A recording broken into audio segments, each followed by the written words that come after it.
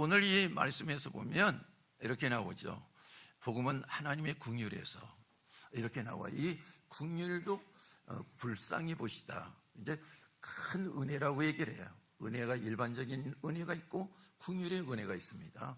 긍휼의 은혜는 죄에 있는 사람들을 사해주고 구원해 주시는 은혜 중에 가장 큰 은혜로 나타나고 있습니다. 오늘 이제 우리가 이 말씀을 보면서 하나님 안에서 우리가 구원을 얻는 것이고 하나님 안에서 누리는 거지 않습니까? 그러니까 하나님 안에서 우리가 살아간다고 하는 것은 울타리가 쳐 있다는 얘기예요. 벗어나면 안 된다는 것입니다. 여러분 이제 닭 있잖아요. 닭을 이제 닭장에 다 잘 넣어놨는데 어떤 말썽 부리는 닭은요, 그 참 싸우기도 잘하고 어떻게 틈이 없는데도 어떻게 틈을 삐집고 탈출을 하는 거예요. 그러니 이제 닭을요, 사람들이 이제 잡아먹으려고 키우는 사람도 있지만 키우다 보면 닭이요, 그냥 애완용이 아니라도 정말로 애정이 가가지고 자기가 키운다고 못 잡아먹는 거예요. 이놈이 울타리 밖으로 나가가지고 여기 가고 저기 가고 속을 썩이니까 이 주인이 그 닭을 붙잡으려고 그냥 여기도 가고 저기도 가고 막 하다가 이게 며칠을 해도 못 붙잡는 거예요. 왜 그런가 하면 울타리 밖에 나가면 언제 어느 짐승이 잡아먹을지 모르니까. 그래서 그렇게 애쓰는 거예요. 하나님이 우리를 구원하시는데요, 한시도 눈을 떼지 않지 않습니까? 왜냐하면 하나님의 울타리 밖에 나가면 어느 짐승이 잡아먹을지 모르니까. 그 짐승이 사단 아니에요. 그래서 하나님이 하나님의 울타리 안으로 이끌어들려고 그렇게 애쓰지 않습니까? 그래서 여러분 누가복음 15장 말씀해 보니까 100마리 중에 잃어버린 양 한 마리를 찾아서 목사가 찾을 때까지 그러가지 않습니까? 하나님이 우리를 향한 하나님의 사랑, 하나님이 구원할 아주 큰 긍휼하심이 여기도 나타나잖아요. 성경에는 하나님의 긍휼하심이 그렇게 나타나는 거예요. 그래 오늘 7절 말씀에 우리로 그의 은혜를 입어. 그의 은혜는 무엇입니까? 하나님의 은혜를 입었어요. 그런데 누구 안에서 입습니까? 예수 그리스도 안에서 하나님이 우리를 은혜로 우리를 구원해 주시는 거예요. 그러니까 예수 그리스도가 울타리예요. 울타리. 예수 그리스도는 우리를 구원하는 울타리, 우리 생명을 보호하는 울타리라. 그래서 예수 안에서 이렇게 이야기를 하고 있습니다. 그러니까 그리스도 안이라고 하는 것은 하나님이 울타리 아니다. 이 긍휼이라고 하는 것은 울타리 밖에 있는 우리를 하나님이 울타리 안으로 끌어들였다 얘기입니다. 여러분 어디가 제일 안전합니까? 여러분 가정이 제일 안전하지 않습니까? 세상에는 안전한 곳이 없잖아요. 그런데 하나님의 울타리 안에 들어가면 그렇게 안전한 거예요. 여러분 성경을 한번 여러분 잘 보세요. 마지막 때에 어떤 일이 일어날 것인가? 기근이 심하다, 지진이 일어날 것이고 여기 전쟁이 심할 것이다. 마지막 때가 성경에 나와 있죠. 우리가요, 여기가 평화가 왔으면 좋겠다, 저기가 평화가 왔으면 좋겠다. 그런데 그 평화는 안 오는 거예요. 여기 일어나니까 저기 일어나고 이젠 마구잡이로 여기저기서 일어나는 거죠. 왜 그럴까요? 이것이 이제 하나님이 마지막 때 현상에 대해서 이야기를 하고 있는 거예요. 그렇다면 우리가 더 중요한 것이 무엇이냐? 마지막 현상이 이런 것이 실제로 일어나고 있다면 안전한 곳이 어디겠습니까? 미국입니까? 아니잖아요. 안전한 곳이 바로 하나님의 울타리 안에 그리스도가 울타리가 되잖아요. 그 안에 우리가 들어가야지 안전하지 않습니까? 여러분 여기 이란과 미국을 우리가 생각할 때 어떻게 요즘 보십니까? 참 여기서 보니까 힘없는 나라, 국민들 서러움 보지 않습니까? 왜냐하면 마구잡이를 때리니까 마구잡이를 죽는 거예요. 힘이 있더라면 안 그럴 거 아니겠습니까? 그런데 미국도 세월이 지나면 약해지는 거죠. 세계 역사는 그러니까. 그런데 아주 완벽하고 완전한 요셉의 성이 어디입니까? 하나님 안에다 이거죠. 하나님 안에. 그 안에 있을 때 우리가 안전한 거예요. 오늘 이것을 보면서 하나님 안에 있다는 게 참 중요하고 울타리 안에 있다는 것이 참 중요하다. 우리 성도들이 요즘엔 이제 경제 생활이 좋아졌고 모든 이제 곧 교통의 활로가 좋아지니까 뭐 하룻밤 제주도 가서 자고 오고 뭐 이런 일들, 미국에 가서 이틀 자고 오고 이런 일들이 뭐 그냥 생활화됐잖아요. 근데 제가 40여 년 전에 회사에 있을 때 그때 제주도 갔어요. 제주도 회사 일로 출장을 갔는데 애월면인가 읍인가 되게 거기 갔어. 애월면인가요? 읍인가? 좌우지간 거기요. 거기 갔는데 그 이제 회사에서 콘도 개발을 하니까 이제 출장을 갔어요. 근데 이제 시골 마을이잖아요. 제주도 이제 옛날 집의 울타리가 이제 뽀끔뽀끔한 돌로 이제 울타리를 쫙 해놓고 이제 정문에 들어간 그 문의 양쪽에 막대기 하나씩 박아놓고 그리고 어떤 데 보면 막대기가 없고 어떤 데 보면 막대기를 대각선으로 해놓은 거예요. 저거 왜 저렇게 해놨을까? 근데 알고 보니까 거기 들어오면 안 된다. 사람이 없다. 그러면 그냥 기어서 들고 들어갈 수도 있는데 들어가면 안 되는 거야. 거기가 들어가면 안 되는 영역이다. 그런데요, 우리 예수님이 울타리를 탁 쳐놔서 그런데 거기는 어느 누구도 들어갈 수 없어. 왜요? 하나님이 구원받은 자들, 하나님의 자녀고 백성이라고 딱 점 찍어 놓은 자들을 안전하게 그 안에서 보호하는 거지 않습니까? 우리 성도들이 그 안에서 있기 때문에 우리는 세상에 무너져도 가장 안전한 사람이다. 가장 우리 행복한 사람이다. 그 안에서 우리가 누리게 되지 않습니까?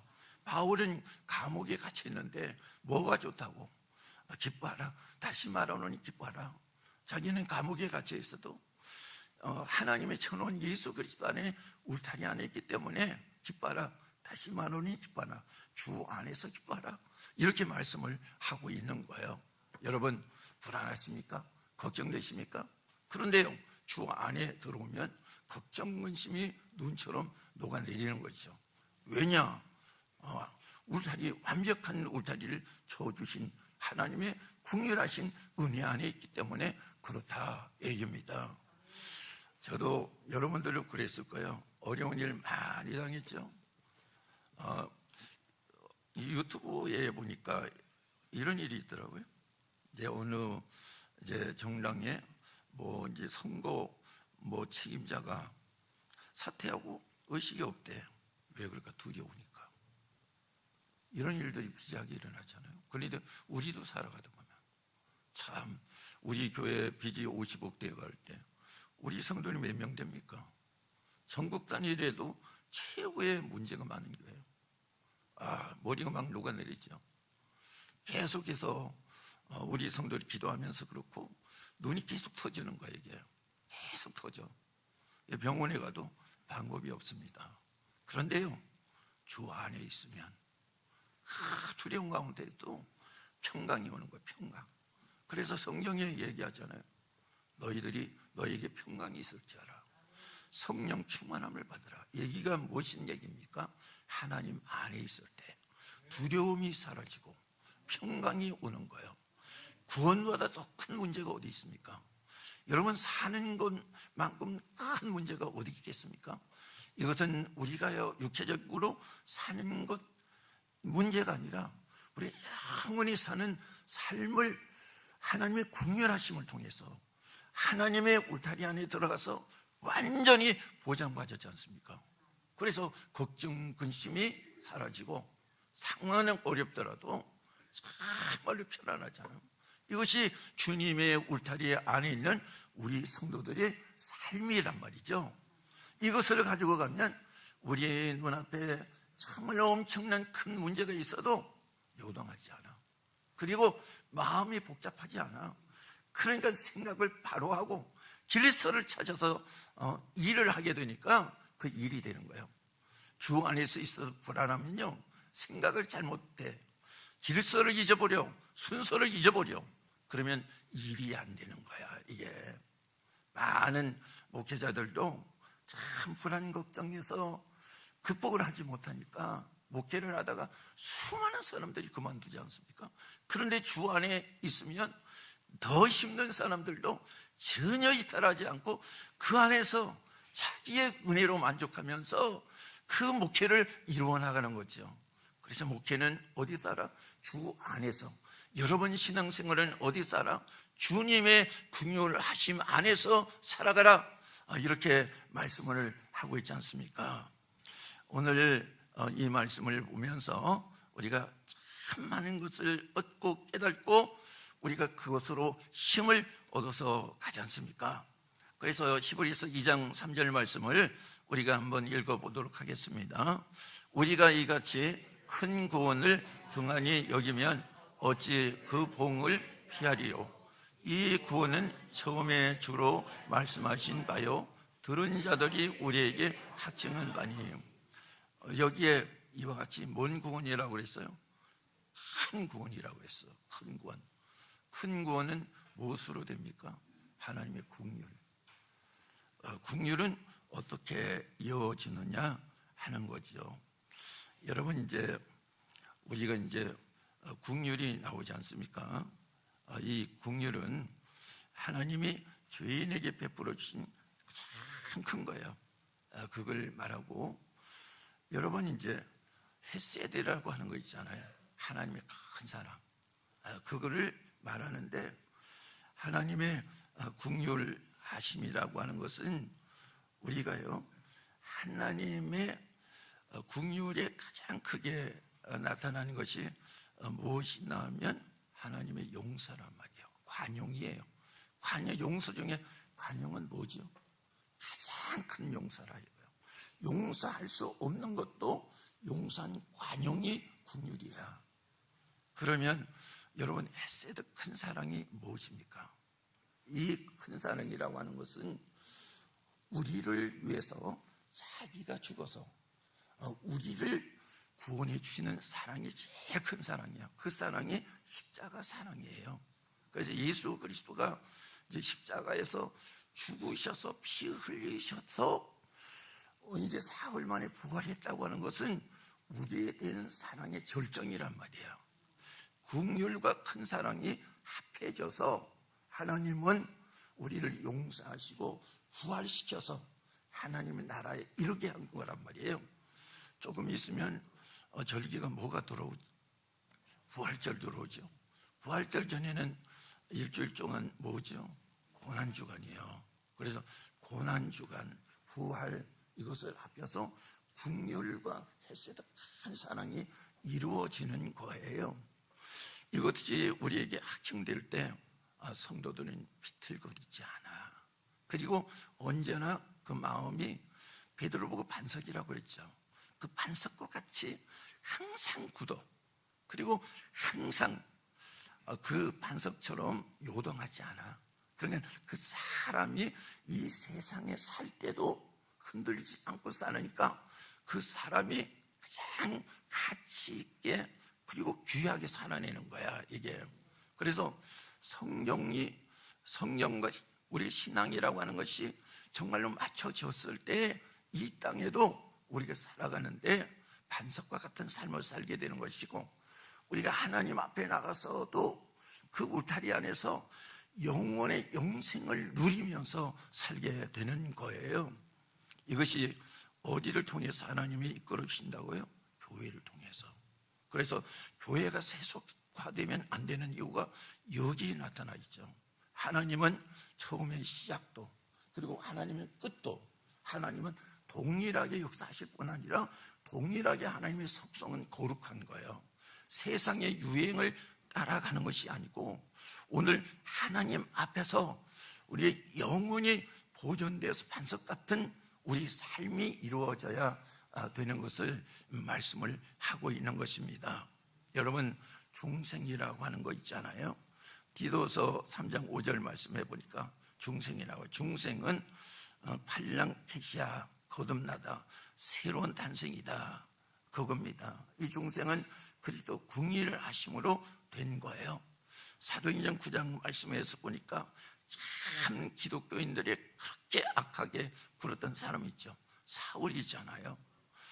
그게 얼마나 악하게 굴었으면 자기의 나라 그 영역에서나 기독교인들을 핍박을 해도 큰 만족할 텐데 그것도 안 돼가지고 이게 로마 치세이긴 하지만은 이 이스라엘을 벗어나서 시리아까지 갔잖아요. 거기에 수도인 다메스커스 다메섹에 가가지고 흩어져 있는 그리스도인들을 붙잡아서 끌고 예루살렘 가서 완전히 작살내려고 갔잖아요. 거기서 주님을 만났잖아요. 길가에서 주님을 만났어. 주님이 뭐라고 얘기하십니까? 사울아 사울아 너가 핍박하는 예수라. 그러면서 음성도 들려주시고 그러면서 빛을 보여주셨잖아요. 꼬꾸러졌잖아요. 꼬꾸러졌는데 눈이 어두워졌어. 꼼짝을 못하죠. 이 다메섹에 어느 집에 임시로 들어가서 있었죠. 그런데 주님께서는 성령을 통해서 아나리아에게 얘기하는 거예요.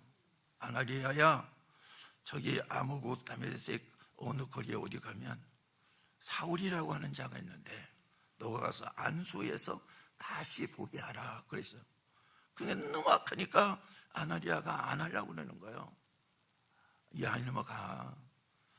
저는 이방인을 위해서 내가 택한 그릇이야.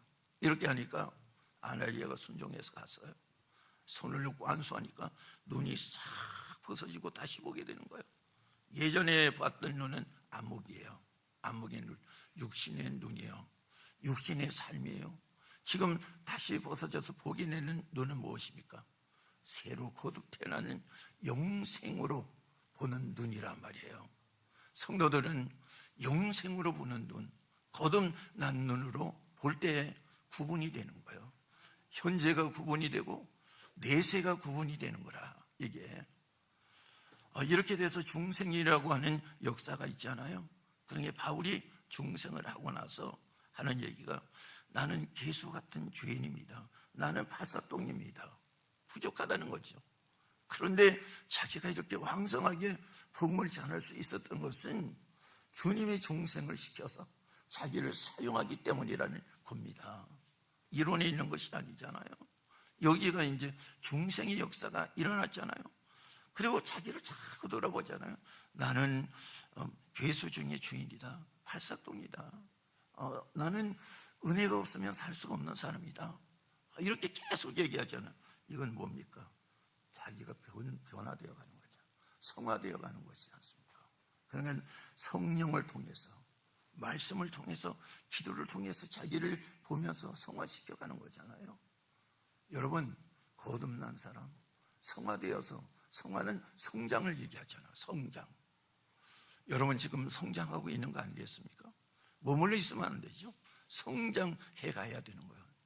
이 세상의 일을 교회에서 이야기하면 교회는 부패됩니다. 이 세상의 것이 교회가 아니고 새로운 하나님의 나라예요. 중생국에 성화된 사람들이 점점 성장을 해가는 곳이 바로 교회인 것입니다. 이걸 놓쳐버리면 교회가 이 세상에는 필요가 없는 거잖아요. 하나님이 교회를 통해서 하나님의 나라를 보여주는 거 아니에요? 그 성도들을 중생시키고 하나님의 성화시켜 가고 있지 않습니까? 이걸 놓쳐버리면 이것은 무엇입니까? 교회가 아니잖아요. 세상의 돗대기 시장이지 않습니까? 이런 것을 만약에 우리 교회 안에서 일어난다면 누가 한탄합니까? 하나님이 한탄하잖아요. 예수님이 한탄하셨잖아요. 이르사일렘을 바라보면서 예수님이 한탄하셨어요. 무너질 이스라엘을 보면서, 무너질 예루살렘을 보면서 진짜 무너졌습니까? 안 무너졌습니까? 무너졌죠. 그런 역사로 참 증명이 되는 거지 않습니까? 여러분, 우리가 교회 안에서 이루어지는 것을 계속 이야기할 수 없어요. 왜냐하면 성도들이 상처받으니까. 그러니까 교회 안의 역사가 이 두 가지 사실로 완벽하게 나타나는 거예요. 이게. 이걸 보면서 하나님의 권한으로 하나님이 통치하고 지금도 가고 계시구나 하는 것을 알게 되는데, 이걸 보면 성도들이 중생이 되었다면 내가 성장을 해야 되는구나. 어떻게 해요? 거듭나서 하나님처럼 거룩하게 이렇게 돼야 되죠. 그래서 고린도후서 5장 말씀에서 보니까 내가 5장 17절 말씀에 우리 한번 보십시오. 여기 성화된 사람들의 모습이야. 한번 보겠습니다. 후서 금방 제가 막 설교 왔다 갔다 하니까 순서대로 하지 않고 새로 만들어서 설교를 이제 설교 시간에 하는 거예요. 원고대로 안 하니까 찾기가 힘든 것 같아요. 이해하고 찾아 올려주셔서 감사해요. 다시 한번 읽어보겠습니다. 그런즉 누구든지 그리스도 안에 있으면 새로운 피조물이라. 이전 것은 지나갔으니 보라 새 것이 되었도다. 여러분, 왜 새로운 피조물이 되었을까요? 그럼 예전에는 거꾸로 얘기하면 새로운 피조물이 아니죠. 부패한 피조물이 타락돼서 이렇게 됐죠. 그런데 새로운 피조물이라고 하는 것은 다시 만들었다는 얘기예요. 창조할 때 하나님이 어떻게 만들었어요? 하나님은 창조주고 이 세상 모든 것은 피조물이잖아. 그런데 인간도 피조물인데 피조물 중에서 인간을 하나님이 가장 귀하게 만들었잖아요. 그런데 이 인간이 하나님 말씀을 듣지 않고 불순종해서 죄로 이 인간이 새로운 피조물이 아니라 이 부패한 피조물이 되었잖아. 그래서 하나님이 다시 창조하시죠. 뭘로? 중생으로. 그래서 중생은 새로 만들어진 거야. 거듭 태어난 거잖아. 그래서 새로운 피조물이야. 새로운 피조물이면 어떻게 우리가 살아가야 되느냐 이거지요. 그리스도 안에 있으니 새로운 피조물이야. 이전 것은 지나갔으니 보라 새 것이 되었다. 새로운 삶을 살아야 되지 않습니까? 새로운 삶이라고 하는 것은 우리가 이제 에베소서 4장 22절로 24절 지나갔는데 제가 읽어볼게요.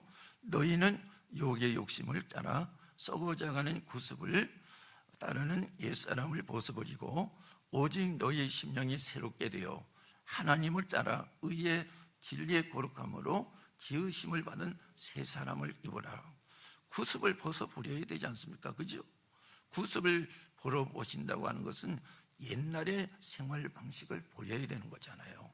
그래서 현대내신경 성경 에베소 4장 22절 말씀해 보니까 곧 거짓된 욕망으로 부패해가는 옛사람을 벗어버리고, 이게 이제 성화되어 가는 과정이잖아요.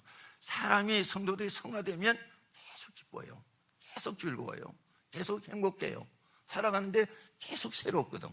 근데 성화가 안 되면 계속 우울하고 괴롭고 그렇거든. 우리가 성화되어 가면 하나님이 주시는 그 자녀들에게, 백성들에게 주시는 하나님의 은혜가 계속 내려지거든요, 이게. 그래서 새 사람을 입으라 이렇게 얘기를 하고 있어. 그래서 이게 이론이 아니거든.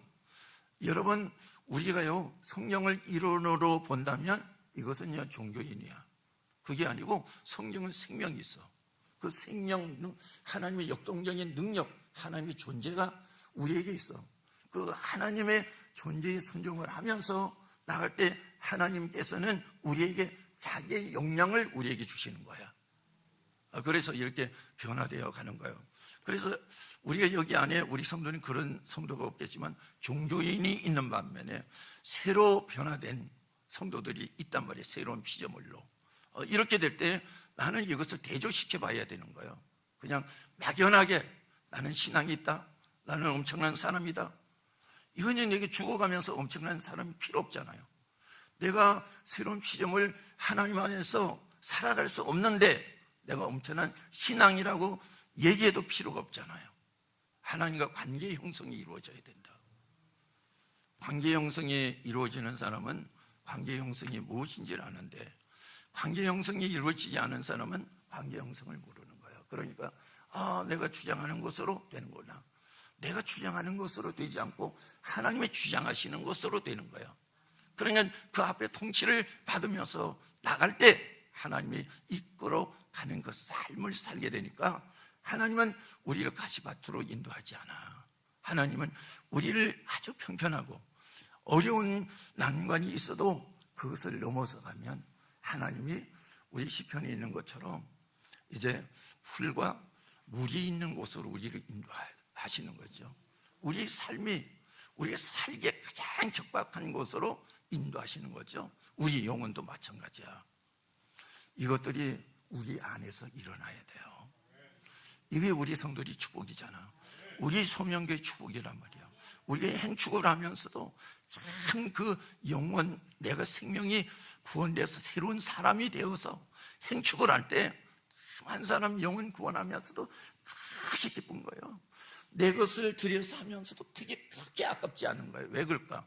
하나님 나라의 사람이니까. 하나님의 일을 내 것으로 하니까 내가 얼마나 기뻐. 근데 그게 안 되면 못하는 거야 이게. 그래서 억지로 할 수가 있는 게 아니잖아요. 우리 강봉고 집사님이 아니라 죄송해요. 강병천 집사님이 참 붕어빵을 정말 열심히 기쁘게 굽고 그러잖아요. 많은 사람들이 그걸 먹고 너무 행복하대. 그분들이 우리 교회 오지는 않았지만 참 우리 사랑하는 우리 옆에 있는 그 동료하고 참 이렇게 즐겁게 오니까 본인도 기쁜 거잖아. 이게 이렇게 이루어지는 거예요.